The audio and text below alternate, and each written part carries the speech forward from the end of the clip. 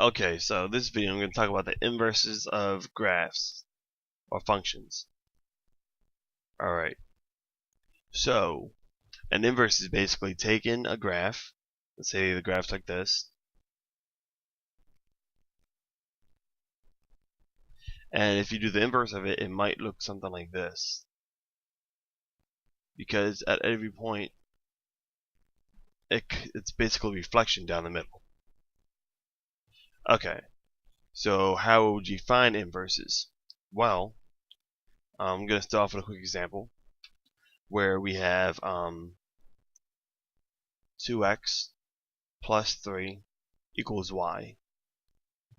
That's also equal to y equals 2x plus 3.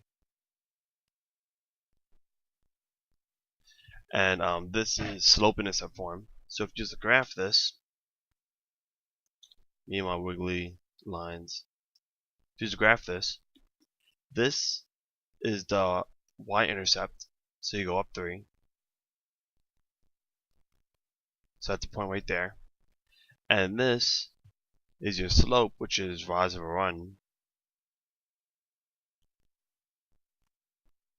So you go up 3, up 2, rise over run, so it's 2 over 1, x. So you're going to rise over run, you can go up 2, and over 1. You can go up 2, and over 1. And if you do that, you basically make a line like that, because you just make infinitely many points. So you make a line like this. Now, how we go about finding the inverses of it? So let me do this. Okay, on the inverse, what we're going to do is we're going to switch the x and y's.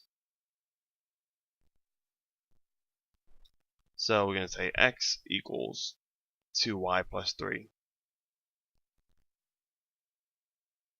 And now you want to make it into slope-intercept form, which is this. So we want to get y by itself. So to get y by itself, we subtract by 3. And then we divide by 2. And you get y equals x minus 3 over 2. And if you want exactly this form, x plus another number, remember, because it's a fraction, you can split it up. If you split it up like this, x over 2 minus 3 over 2, which is also equal to 1 over 2 x minus 3 over 2.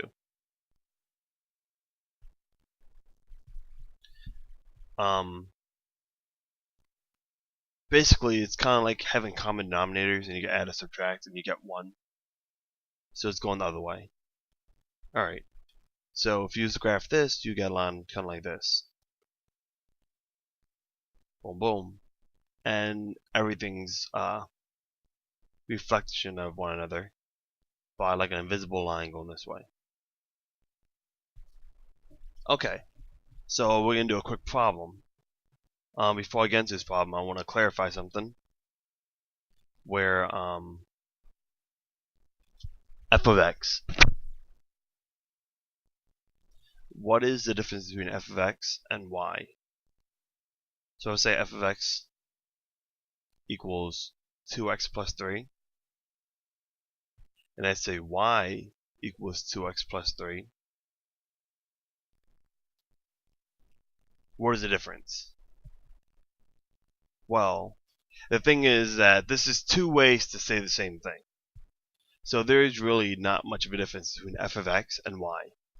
So what this says for y equals 2x plus 3. This says that for every y you get an x.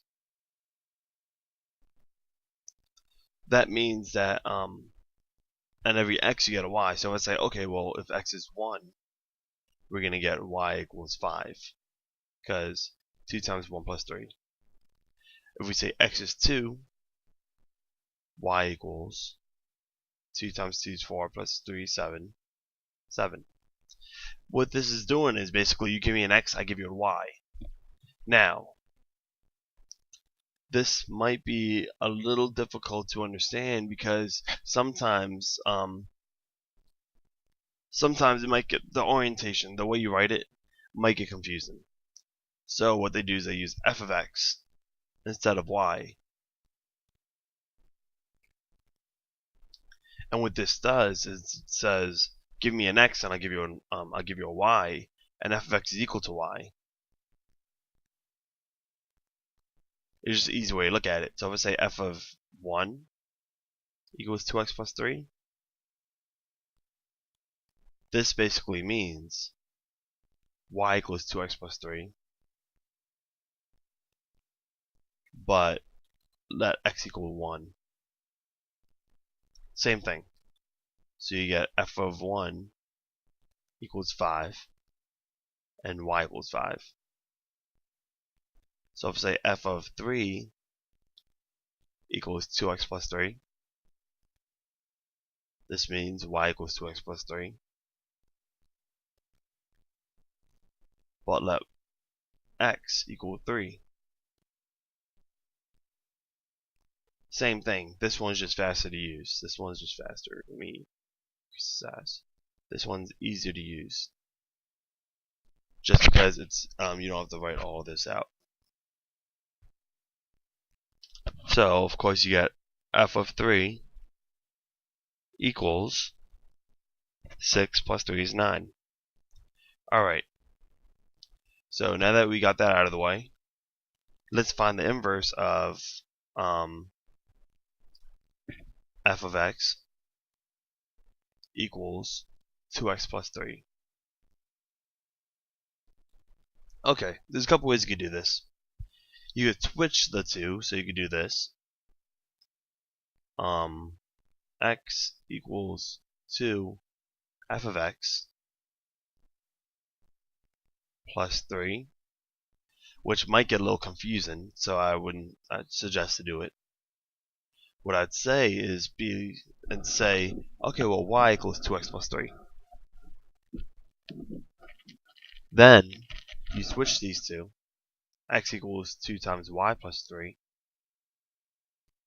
You solve for y.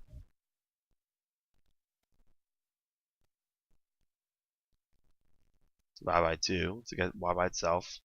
You get y equals x minus 3 over 2. And then we just change this back to f of x form. So we say f of x equals x minus 3 over 2. You could change these. You could change y equals and f of x interchangeably. It doesn't matter because they both mean the same thing. It's just two different ways to write the same thing. So I'm going to do a quick problem going over everything. So what the problem is if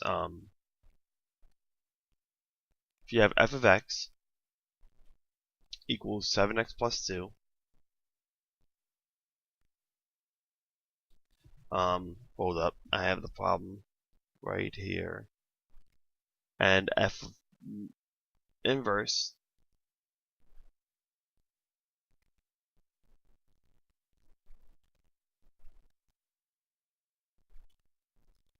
it is the function of f. Sorry, I was like reading the paper, trying to figure out the problem. What is the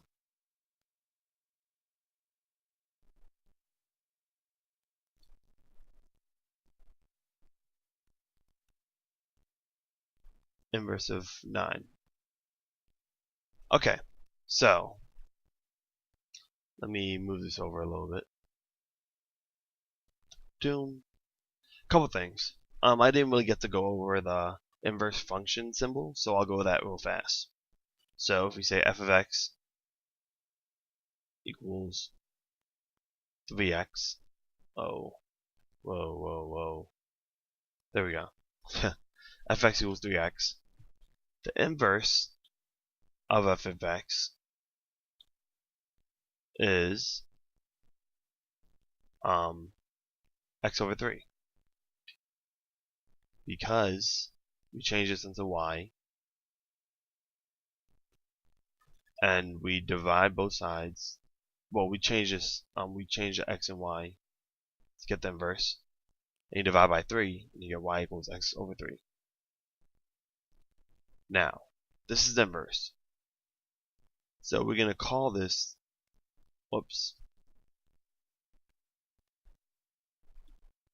call this inverse of x equals x over 3. Now, the thing I want to point out really fast is there's a difference. F inverse of x does not equal f of x to -1. This way, it's exponential. It shows the exponent.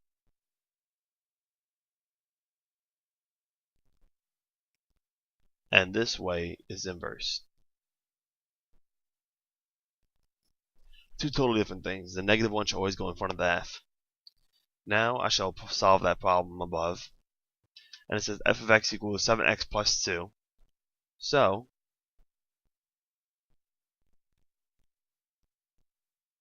we're going to change this into y equals 7x plus 2. And now we're going to switch some to get the inverse. X equals 7y plus 2. And we're going to solve for y, so we subtract 2 on both sides. So you get, and now divide by 7 to get y by itself. And you get x minus 2 over 7. And remember that y is f of x, but because I flipped it, I flipped the x and y, it's now the inverse, so we can call it inverse of f of x equals x minus 2 over 7. And now we shall plug in the number they gave us into the inverse function formula. So what this says is that what is the inverse of the function when x is 9? So inverse of the function when x is 9, whoops, I probably should have wrote 9. Inverse is 9. It's equal to 9 minus 2 over 7, which equals 1. So this is an intro to inverses, and I can get more into it and more into the graphs later, but this is just intro.